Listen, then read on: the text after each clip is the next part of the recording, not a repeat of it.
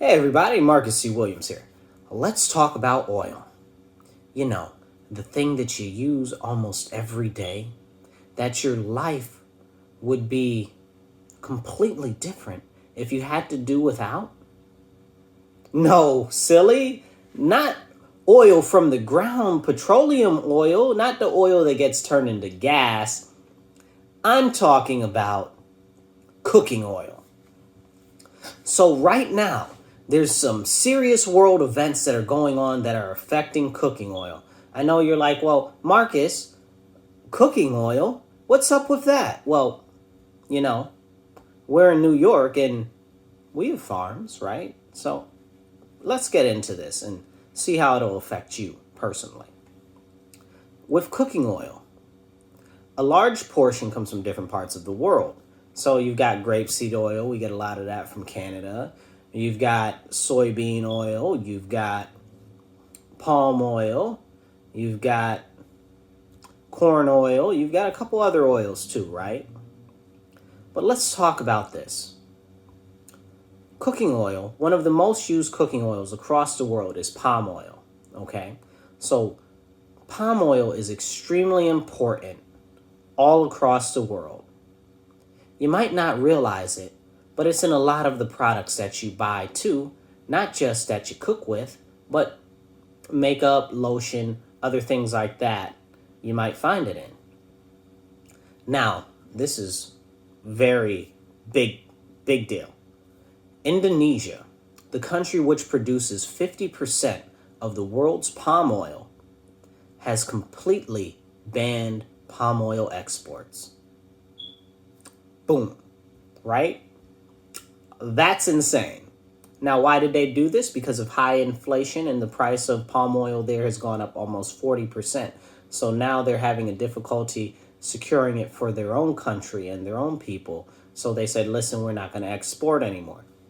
That is going to rapture the whole market as far as vegetable oil and cooking oil goes. But that's not it. That's also, as we mentioned, in many other products. However, we're also seeing a serious issue with corn oil, with soybean oil, and with other types of oil, many of which largely come from Russia or Ukraine. Yes, Ukraine. Yes, Russia. Okay? They produce a large amount of the oil that we need and use across the world. And again, we're not talking about petroleum. We're talking about vegetable. Okay? So cooking, imagine how different cooking will be without that. We've seen lately in New York with the avian flu, the prices of eggs start to go up crazy. Okay? Because they're killing all of the chickens because they're like, oh, they've got bird flu. I've got questions about how that all works. And if you were to cook it, wouldn't it just kill it anyway? Isn't that the whole idea of cooking things? But that, hey man, they're just trying to do it to save us or whatever they claim. Who knows? Okay. That's outside of the realm of this video. But back to the oil. So with the oil, right? Most of it comes from Ukraine and Russia. That's a very important thing. Very important thing. With the war going on and the ban on exports from Russia, which is basically shooting America in the foot. Okay, the government has shot America in the foot.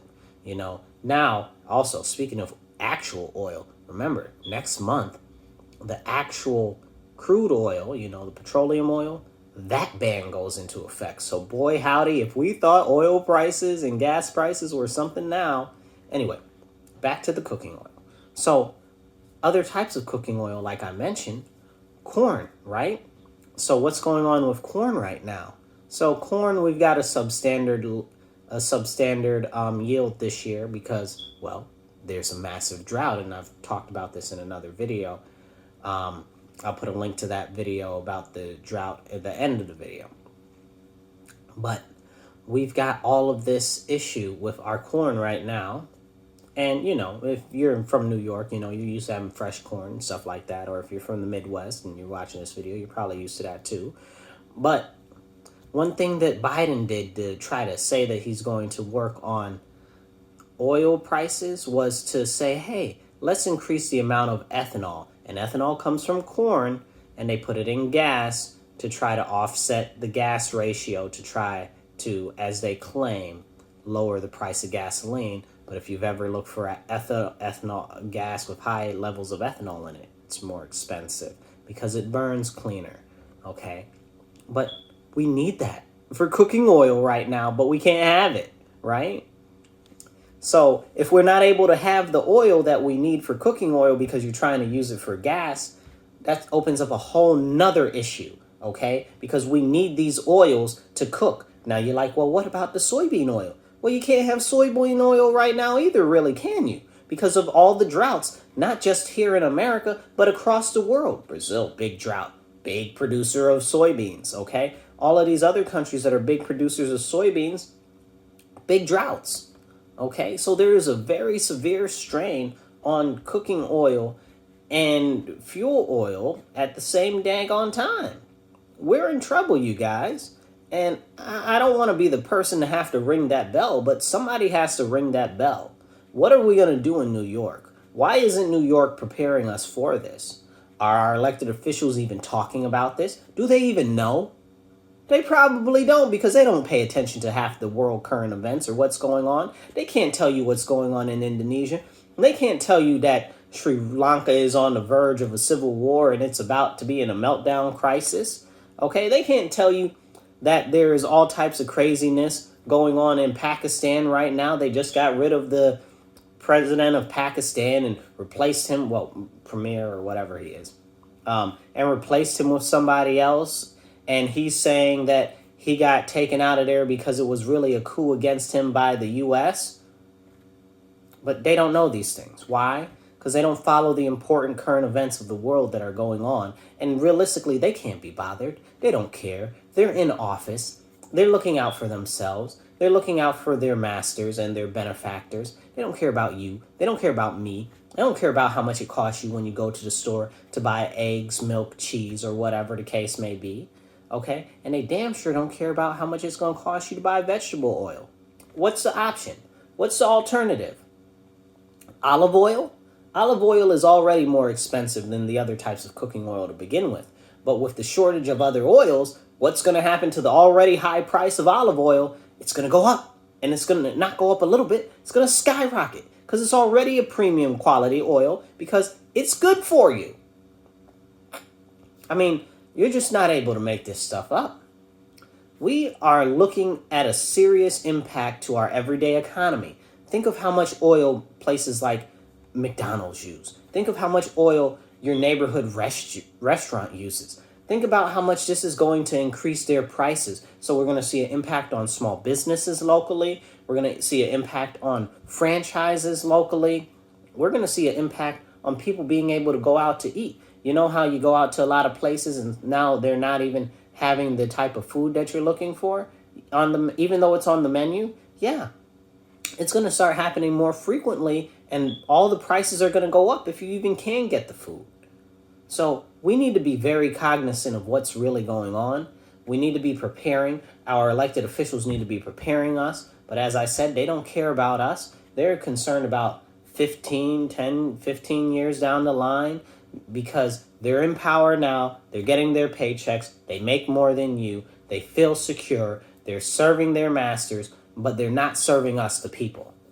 They're supposed to represent us, but they don't serve us. And that's a very, very large problem. Okay, so I encourage all of you guys this year, vote different. Okay, vote different, vote row B. Okay, I'll be on row B, that's for sure. I'll be on there for the 137th Assembly District in Rochester, New York, and covering Gates too. So if you're up here, make sure that you vote for Marcus C. Williams. And if you're anywhere else in New York that's outside of my district, I encourage you to vote row B anyway, because row B has some really good candidates, not just in the city and around the city, but across the state.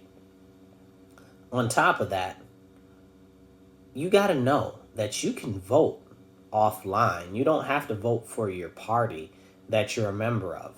Okay, you don't have to vote Green Party because you're Green Party. You don't have to vote Democrat because you're Democrat. You can vote for anybody else in another party when the election comes. So make sure this year that you get out, that you vote different, because I care. I know you care, and I'm gonna keep fighting the good fight and trying to bring the attention into light the issues that we're experiencing and what we should be preparing for. Because if we don't prepare now, if we don't get ready now, a lot of people that are living here are going to suffer extremely bad, and everybody's life completely will be changed, and we'll have to make sacrifices and adjustments that we never thought that we would. So I would like to do my best to help to stave off all of the serious, impactful issues that are coming up and springing up more and more every day. You guys be blessed, be well, and remember, vote different.